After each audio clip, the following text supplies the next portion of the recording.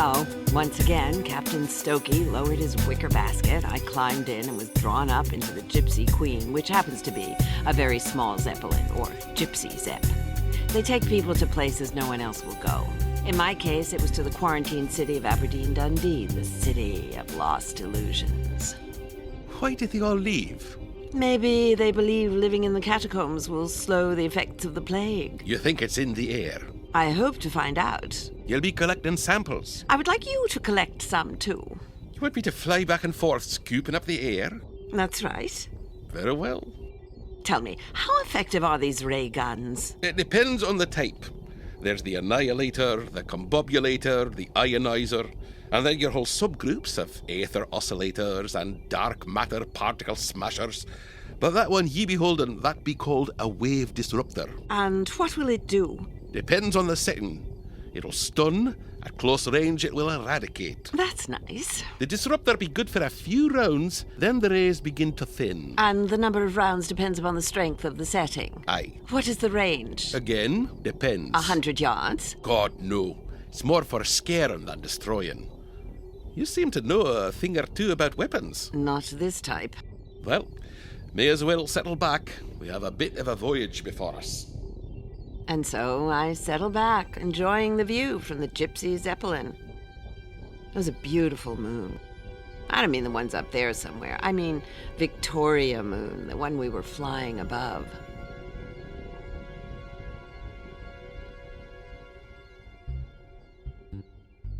My name is Kapoor, Rodant Kapoor. I am part of a team sent to find what is plaguing this moon. It is what they call very, very retro. Someone had an idea for a future that never was. It's like what if was made into what is, and the never was now is. But let's hear more about me. I am the proprietor of Chez Rodant. Everyone who is or was anyone comes to Chez Rodant. They come in fancy dress, Victorian suits and coats and top hats if you're a man. And if you're a woman, there's frills and fancy hats and feathers and lace. Of course, some men also wear frillies and laces too. Last night in Chez Rodant, I saw the Prime Minister, Sir Humpty Dumpty, greeting an important-looking man. His name was Burdick. I say, Bartholomew, old boy. Oh, Sir Humphrey, how are you? And they gave each other a peculiar handshake, like fingers wrapped over thumbs, knuckles in the palms, elbows nudging each other. They sat down, and they spoke very low and kind of shifty-eyed. And even with my keen little rodent ears, I couldn't make out a word. So the next day, I asked Andor to make me a bug, and I hid it in the lamp on Dumpty's private table. And that night, when Humpty Dumpty waddled back in, welcome to Chez Rodant, Mr. Prime Minister Dumpty. Dumfrey! Dumfrey! That's Sir Humphrey Dumphrey, damn it! Oh, When Lord Burdick arrives, show him to my tent. yo, Humpty Dumpty waddled away, and soon Lord Burdick joined him, and it was all good cheers and slaps on the back and jolly-ho this and that, and then they got down to sneaky business. Oh, we will sit. Very, very soon. How many will it hold? Thousands? Do they have that many? We do. Is there space? Do you want to see? I do. I'll arrange it. And that was it. Very, very suspicious.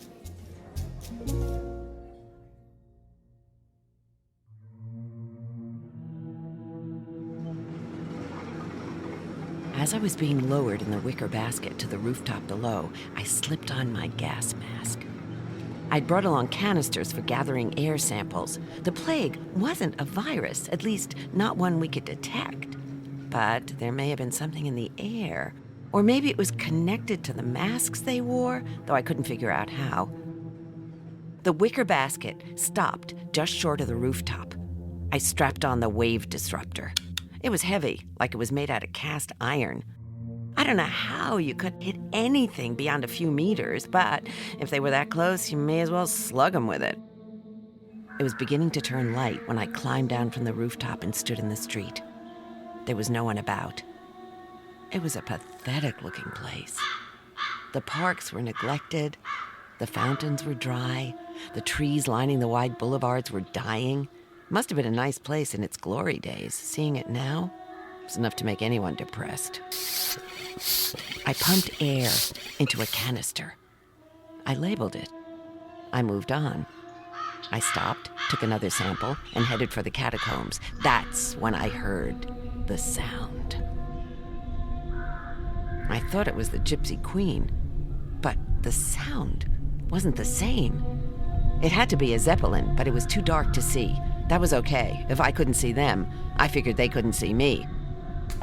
I found the steps that led into the catacombs below. There were lights flickering down there, so they had some kind of power. Still, it was dank, dark, depressing, and disgusting. People were curled up on the stone floor, or sitting against a wall, or just standing there. And, as before, they all wore the mask. A strange, sad face of despair. No one seemed to notice me, and I was noticeable, looking like a bandito with a bandolier of brass canisters across my chest, along with a ridiculous-looking Buck Rogers ray gun strapped to my waist, and of course my face covered by a gas mask. But, like I said, no one noticed, no one cared. Or so I thought. My name is Taru. I, too, was incognito, passing myself off as a wacko scientist by the name of Farking Footfoots. I had received a commission from someone who called himself the Coochie Man. He owned an upscale juke joint called the Hoochie Coochie Club. He wanted a submarine assembled. He brought the blueprints to me. It looked like something designed by Jules Verne, except it had even more armaments. He had all the parts. All we had to do was stick it all together. I figured Andor would help, but Andor was busy with his damn circus. Andor was also incognito. He had taken the name of Professor Carking Cowputter, the owner of Carking Cowputter's Traveling Coronation Circus and Mechanical Menagerie. Yeah, he had taken on quite a mouthful. Excuse me. Hello, Foots Limited, Farking speaking. It's me, the Coochie Man. Oh, Mr. Coochie Man, you are undoubtedly inquiring about your submersible. Yeah, how's it going? I'm happy to report the red herring is being assembled while we speak. Hold on a moment. Will someone please bang something? You hear that? Sounds good. I'm coming by tomorrow. See how it's progressing. I'm afraid there's not much to see, Mr. Coochie. We're still assembling the hull. Oh, and by the way, where are my armaments? They're taking a little longer to acquire. I see. I might inquire. This is all legal, of course. Oh yeah. Don't you worry about that. Yes, well then, why don't you come by later in the week? Will that do? That's cool. Righto.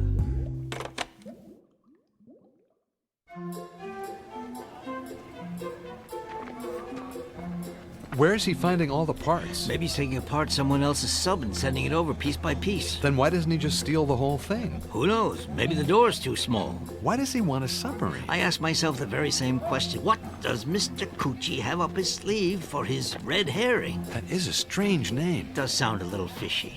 I say, old chap, do you know the origins of the expression red herring? No, boy, I can't say I do. Red herring comes from the sport of fox hunting. Really now, by Jove. Yes, a dried smoked herring, which of course is red in color, was used to train the hounds. Yeah. The smelly herring was dragged across the trail of the fox to throw the hounds off the scent. My word. And that is the origins of the red herring. I say, jolly good. Well, I must run. Toodaloo! Tally-ho. Pip-pip! Righto.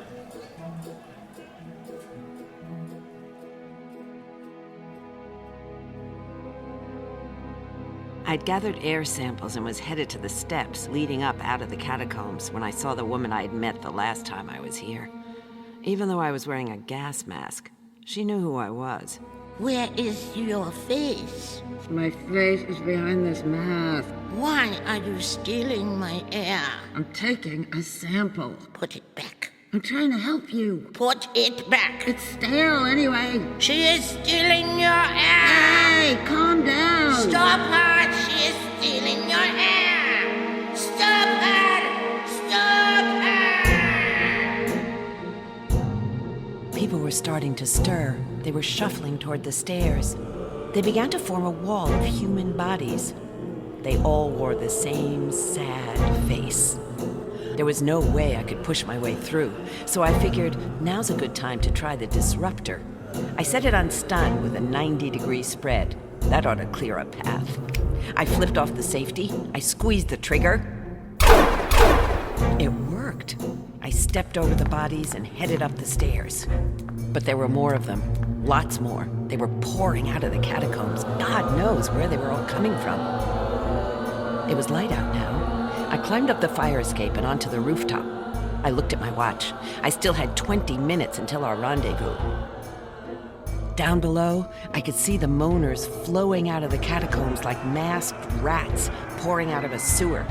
They were running, but in slow motion, as though the air was so thick they had to swim through it. But still, they were coming. I had no idea how many zaps were left in that ray gun. I aimed up in the sky and fired off a couple. Captain Stokey was up there somewhere. I hoped he would see it. They were climbing up the fire escape. I set the gun for maximum disrupt and blasted the wall brackets that held the metal stairs. The fire escape broke loose, swayed away from the building, taking about a dozen moaners with it. It collapsed out in the street. But that didn't deter them. They began to build a human pyramid. It was fascinating to watch. They worked together so smoothly. It was as though they had a group mind. When the pyramid got high enough to be a threat, I'd zap them and watch them tumble down over each other, only to see them get back up and start all over again. They were persistent, I will say that. My ray gun had lost its zaps. It was down to a trickle, a kind of wobbly, wavy beam that was more like a tickle. That's when the basket appeared out of the blue. The Gypsy Queen was hovering overhead. As I climbed in, someone grabbed my foot. I slugged him with the ray gun. As he fell back, I grabbed his mask and yanked it off. The basket gave a jerk, and up we went. I looked down. The rooftop was carpeted with moaners. Their arms were raised, still reaching out for me. What did I learn from all this? Catacombs are not very pleasant places to visit, especially those you'll find beneath Aberdeen Dundee, the city of lost illusions.